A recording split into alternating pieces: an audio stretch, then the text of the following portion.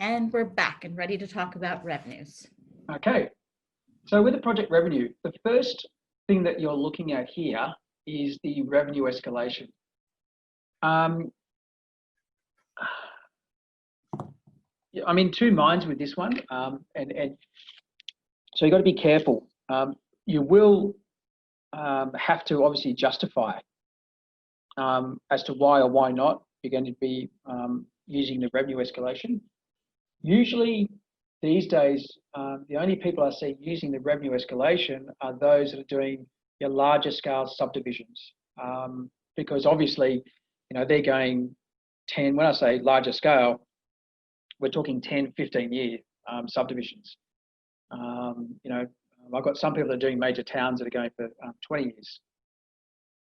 Springfield in Brisbane is a perfect example. That was all built using a State Master.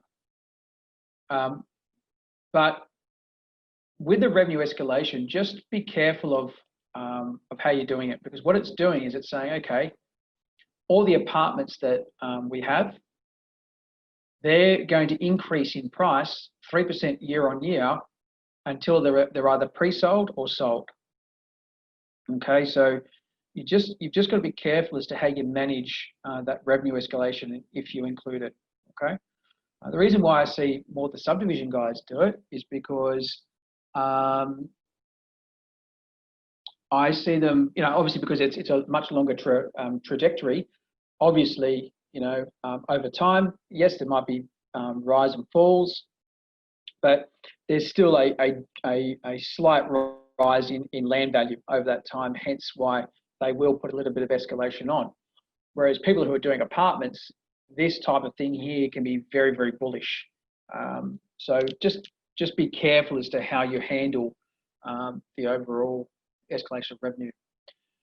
Can you remove it? Absolutely. You don't have to put it in there. So you can take it out. And then that will allow you to do that. Now, at the same time, whilst you've got the zero revenue in here, you must still use the code and category.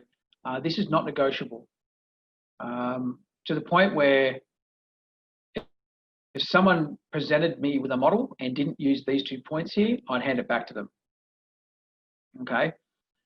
And my reasoning behind that is because the code and category here, whilst it runs the escalation, what it also does is it fully controls your selling and leasing costs. So if someone hasn't included or looked at these codes, and if they haven't included that code as part of the sale, that means they've got zero selling costs coming into the model altogether. And that just means that, they haven't reviewed it properly, they're being lazy. So what you can do, and I actually find this pretty cool because it helps you when you're looking at your overall modeling, it helps you sort of work out what it is you want to do. What you can do here is you can actually change these codes. So what I do is I go, okay, cool, I've got 1 bed, 2 bed, 3 bed. Or if you're doing subdivision, you can also go like small, medium, large, or they go like mid-range, low, luxe. So then here, mid-range might be your 500 to 600 lots. So what I mean by that is I'll just put the proper terminology in.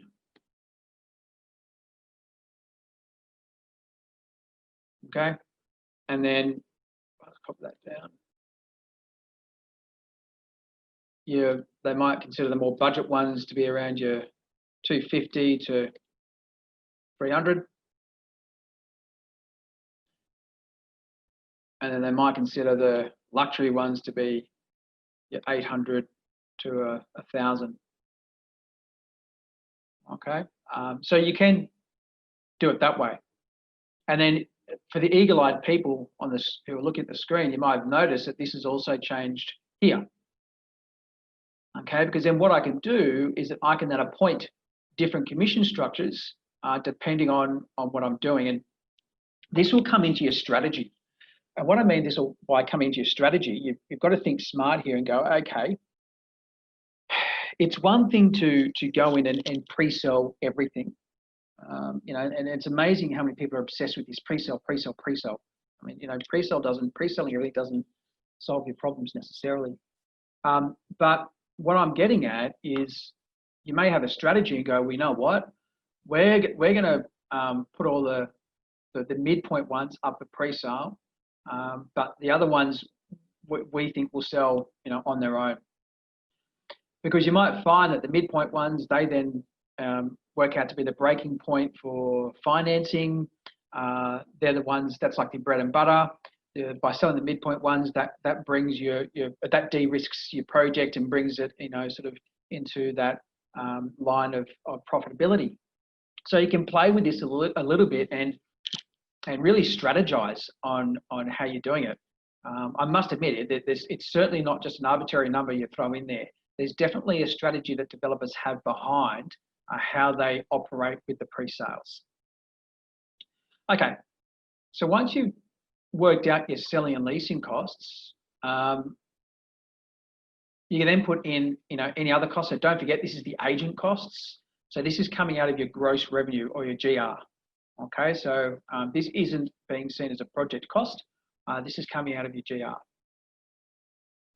And you'll put all your other selling costs in as you would a standard input. Once you've done that, I'll come back to the leasing costs. Don't worry, I'll come back to that. Once you've done that, continuing on the theme of what we're talking about, we then start to put our sales in.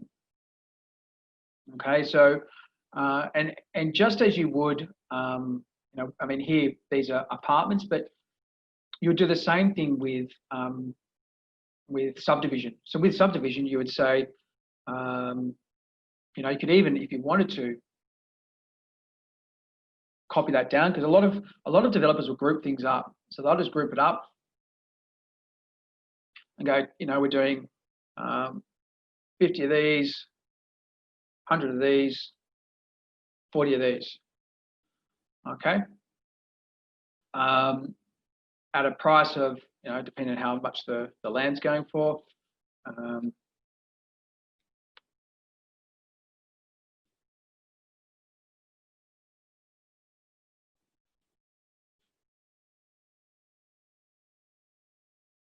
Okay. Now this has gone red because I'm telling it to base the calculation on per square meter. So I can turn that off. I'm going to say no, base that on lots instead. So I'm doing a total of 190 lots. That's my breakdown of the lots. That's the sizing of them. And then that's the price. So what I'm getting at is that developers will not list every single lot. And the reason for that is A, it's painful. B, they usually use nowadays, they use different systems. They use different CRM systems. Salesforce and Propertybase are the top two, where they collect a lot more information about the actual buyer than just, you know, they don't just do a contract, they do a full profile of the buyer. So are they single? Are they married? What sort of occupation have they got? Are they buying it as an investment? Are they first home buyer? Have they got kids? So there's a lot of information that a developer will collect because it's data they can use later on.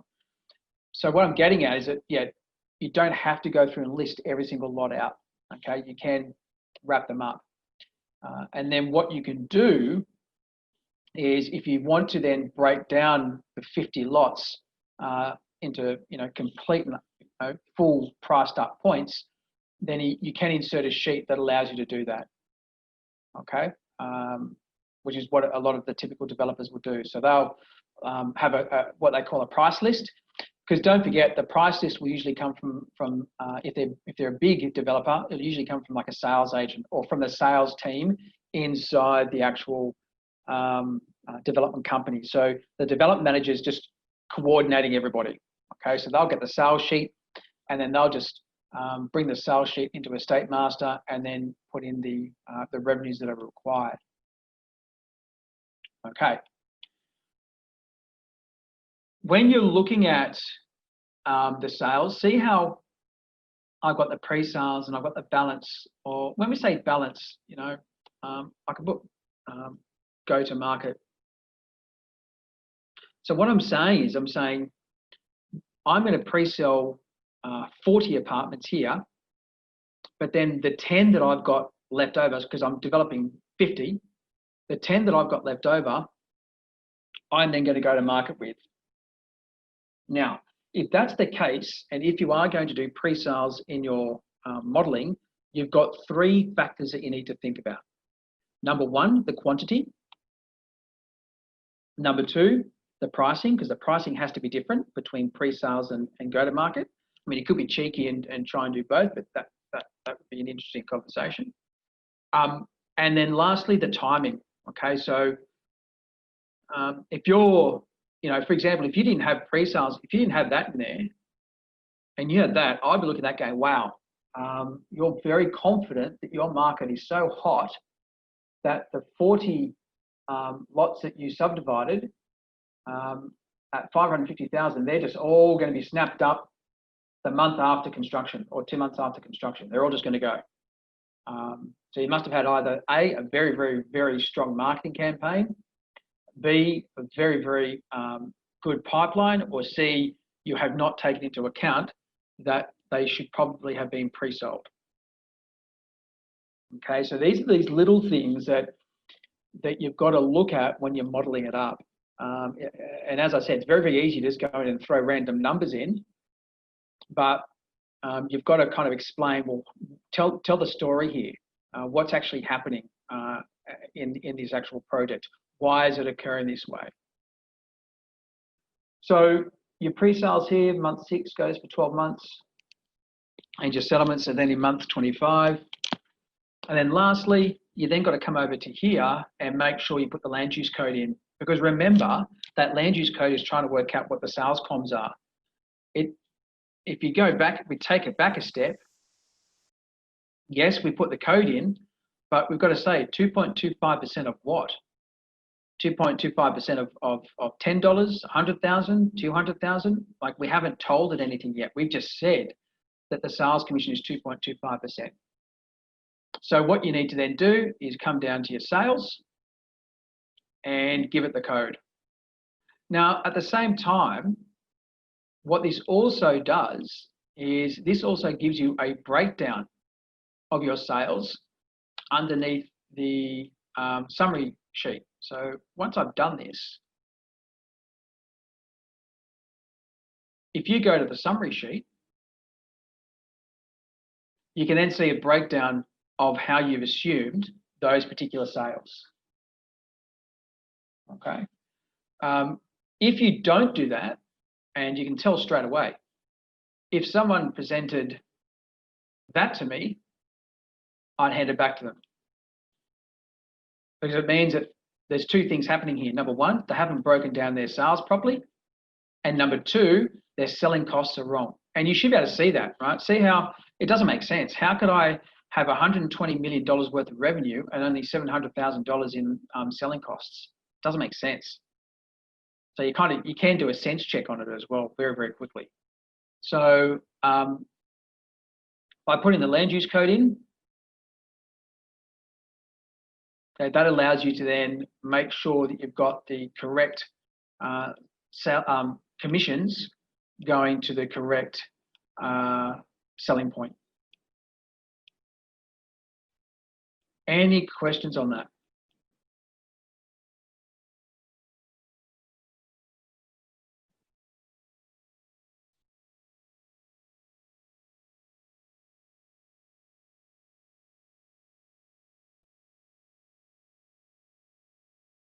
Okay. And then finally, we have your other income.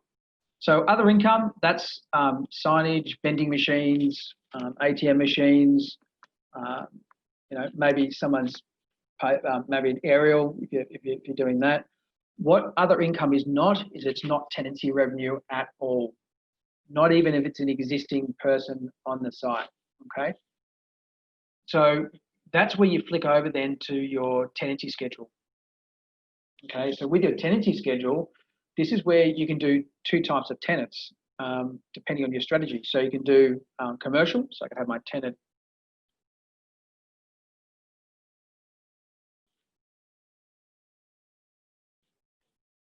Okay, and you put in your area.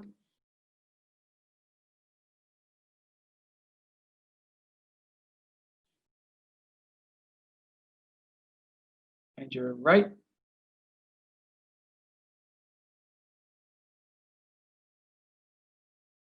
You can put in your outgoings and vacancies. Okay, so might assume 2%. That'd be cheap.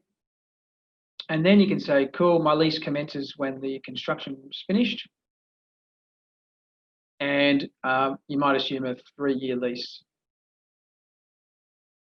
Now this has gone red because I'm going over my time period. See how it's telling me? All right, so I can just go into my preferences.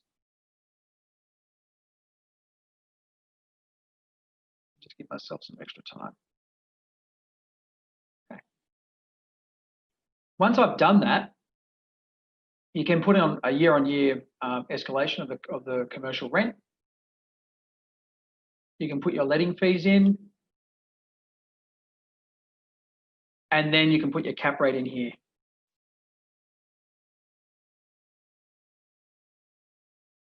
So by putting the cap rate in here, what that's going to do is underneath your inputs, that will then feed through the bottom here, your capitalized sales as well. Okay. And then you've got your rental income coming in.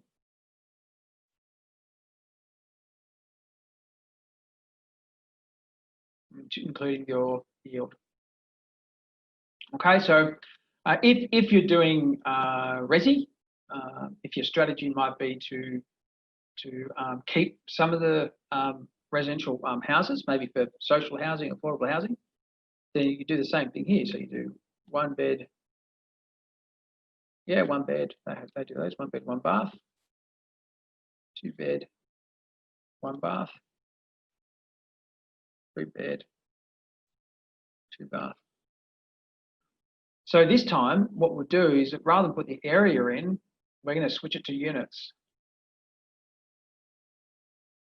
So we'll say we've got 20 of these, 30 of these, and 20 of these. And then we'll say, cool, that's at 300, 400, and 500. So we've got 20 houses at a rental of $500 a week, and the same thing. Okay, so you can do, depending what you're doing, you can look at both types of strategies. Okay.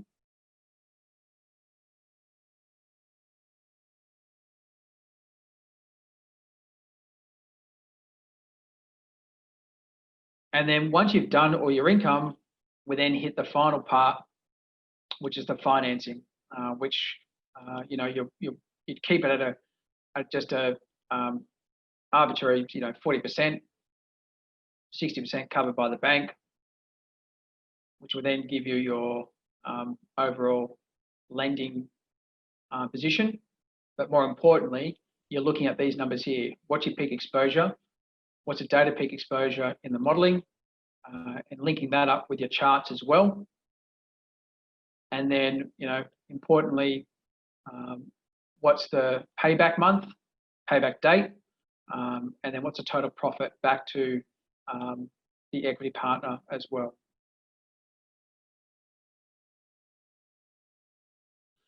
Yeah, Ambrosio, good question. Underneath the tenancy, if you over here, you put your CPI in here. That will take care of that for you. So you can do it at CPI or even above, maybe.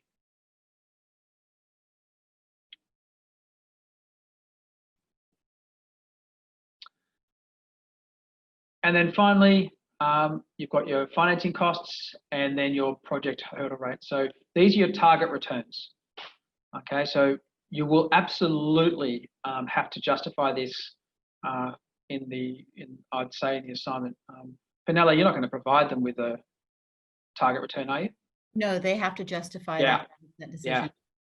Yeah. So, yeah. So once you justify what return you're going for, you would then put that into here, and then once you do that, that will then work you through your discounted cash flow modelling. Okay. Any questions there now? Are you going to go through the financing section in terms of how to enter the loan information and stuff? Or can I you didn't know how much detail you want me to do. I wasn't sure how much you're expecting them to do. Yeah, they're going to propose their financing structure, and they're also going to do an alternative scenario with a second type of financing structure. Okay. So it's a pretty significant part of their. Yeah. Okay. All right. Cool. So what you are looking at here is this is where you'd start. For me, this is where I'd start, because you need a starting point. You know, you absolutely need a starting point at some point in time. And what I mean by that is that if you don't know how much equity to put in, then you don't know where else to go for funding, if that makes sense. So you've kind of got to start from something. So that's why I put in, and you've got to research. That's why I said to you, look up, you know, the current lending criteria for commercial lending, because you will be going for commercial lending given the size of the project. So what's the lending criteria? And then that forms the basis or the framework for your initial strategy. And this is what I'm saying by initial. You know, you're going to do many iterations of a feasibility. If you don't do many iterations, you've done something wrong. Like I can promise you now, I may review and change a feasibility, 10, 20 times because I'm constantly working it down to the final product. So what I mean by that is that I've now looked at that and said, okay, I've got 40% is the limit that the bank will give me. I need to find out what that 40% is. So I can then go to the summary sheet and say, okay, I know that I need to put in around about 36 mil worth of equity. Now, the question there is then, can I afford 36 mil? And the answer might be no. So what you can do is, through utilising the preferences, underneath the financing, you can change it to advanced, and you can then increase your loan structures up to many, many different loans. Okay, so, and what I can do is that I can then start to add in financing partners as a basis for that. Okay, so for example, I might say, okay, I can't afford the full 36, so I'm going to add in another financing partner. And that financing partner is going to go 50-50 with me. So even though it says equity there, I'm going to treat them as debt, because I've still got to pay them back. So don't get that confused. That's been a very interesting one in the marketplace. A lot of people are changing it to equity. I mean, for example, I had a look at one person's model where they had zero debt. And I said to him, I said, well, how are you funding? I said, are you funding this all out of your pocket? He goes, no. He said, I've got 3 other partners. I said, well, do you have to pay them back? I said, if you lose everything, is that a debt that still has to be paid back? He goes, yes. I said, well, it's debt. It's not equity. Even though they're seen as an equity partner, in inverted commas, it's still debt to the project and to the entity. So for this loan here, even though it's private cash and people are somehow calling it equity, it's really debt. Okay.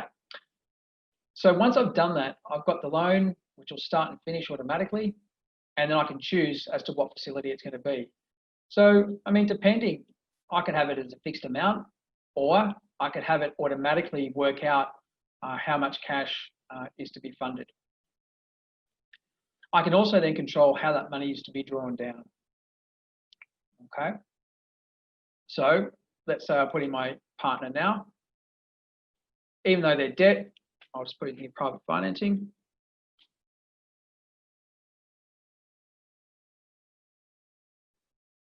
and they're going to go 50-50 with me.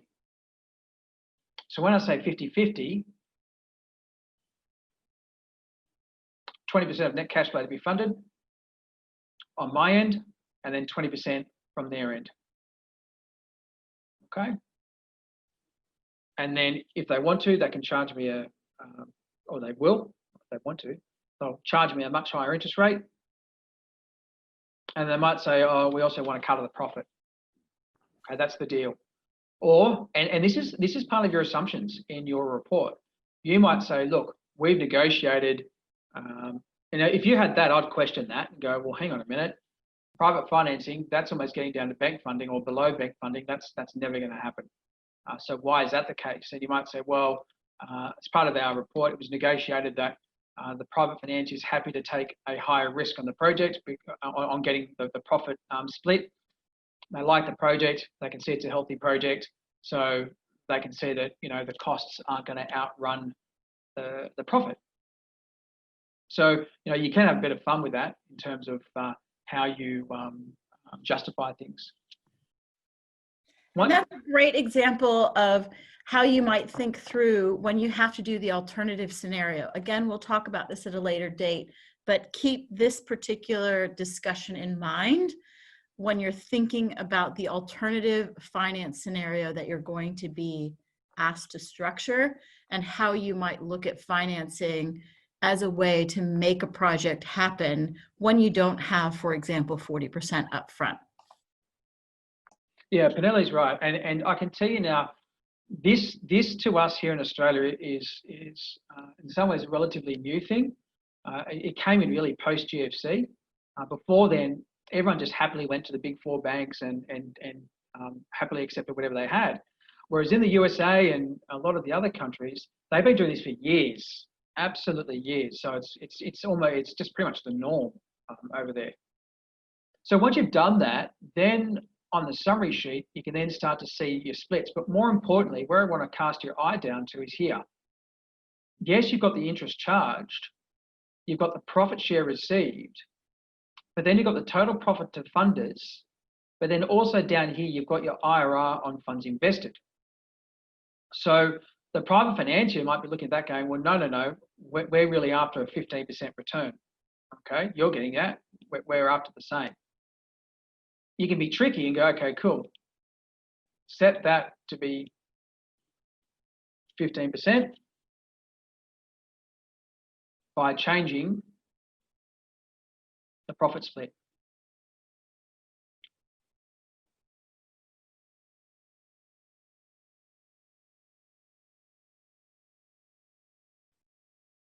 Okay, so yes, my return's gone down because I've had to give the financier more of the profit split.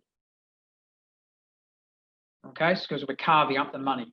So it's just a way to play around with this and say, okay, cool. How do we plan on making this work? How can we make this scenario work?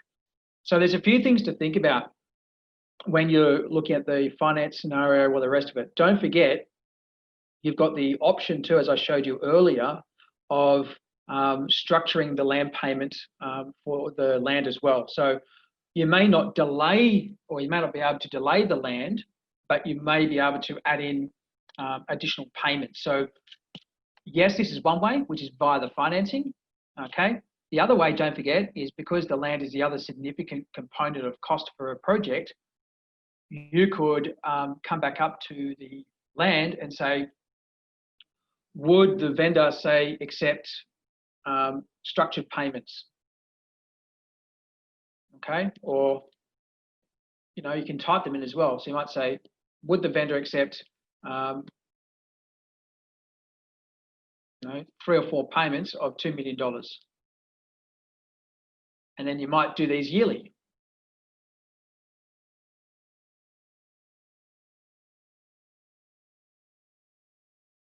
Okay, so I guess what I'm trying to do is sow the seed in your mind, in that by doing it, this way, and then you might, right? So by doing it this way, you can stagger the payments. That reduces the financing. That then increases the overall profitability and return of the project. So there's a few little things that you can think about in terms of strategy on how you want to go about developing the overall project itself and its return. So you've got the land as one component and structuring that, and then the other one is then the financing itself and adding in finance partners.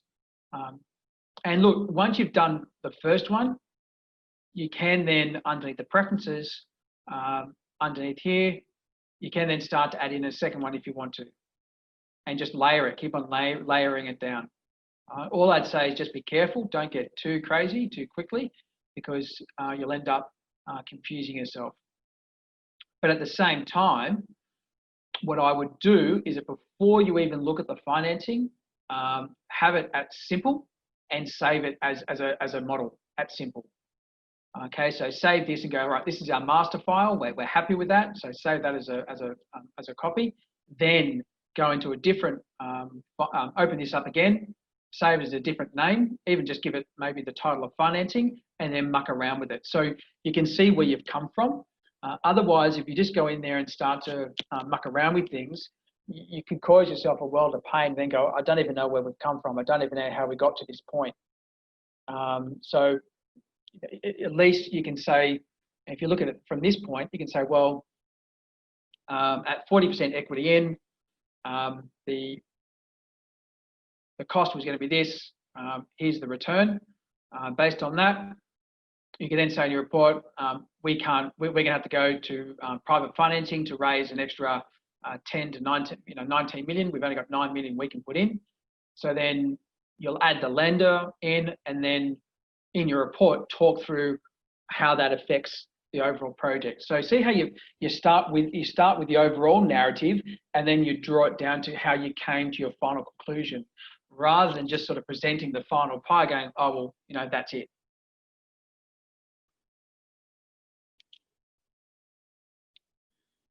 Any questions on that?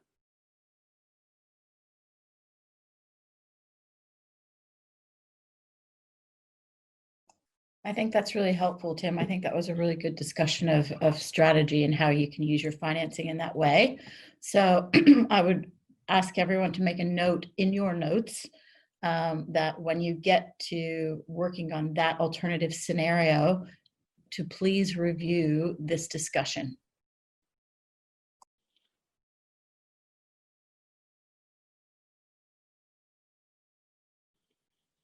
Cool.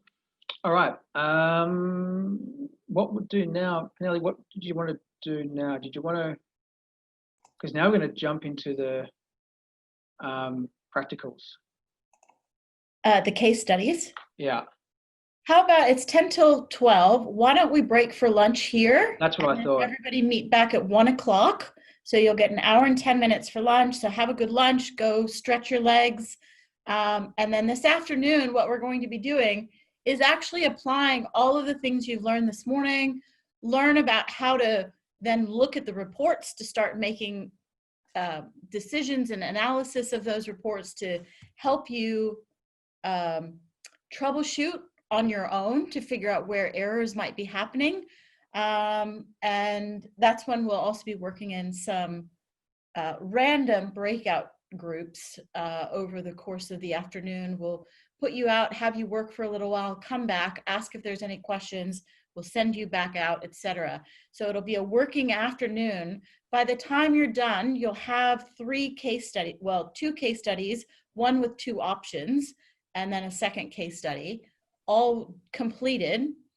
Please do not leave this session until they are done. You will be using those case studies in the Argus quiz later in the semester, and you will be required to have that on your own computer in order to answer the questions on the quiz, because you'll be making tweaks to those case studies. So when you leave today, we need to make sure everybody has them correct. So make sure you stay on session. Over the course of the lunch break, anybody that does not have a team, I'm going to request that if you are not currently assigned to a team, I'm going to mute myself and step away from the screen and allow you guys to turn on your video cameras, talk amongst yourselves, and try to sort out the teams. In a perfect world, they are all sorted by the time we come back at lunch at 1 o'clock. So if you do not have a team, please stay on the call, and I will leave it open until 1 o'clock. You'll notice that you have a separate invitation for the afternoon call. Please use that Zoom call for the afternoon call. I will close this call out at a few minutes before 1 and then open up the other call. Any questions for me or for Tim before we break today?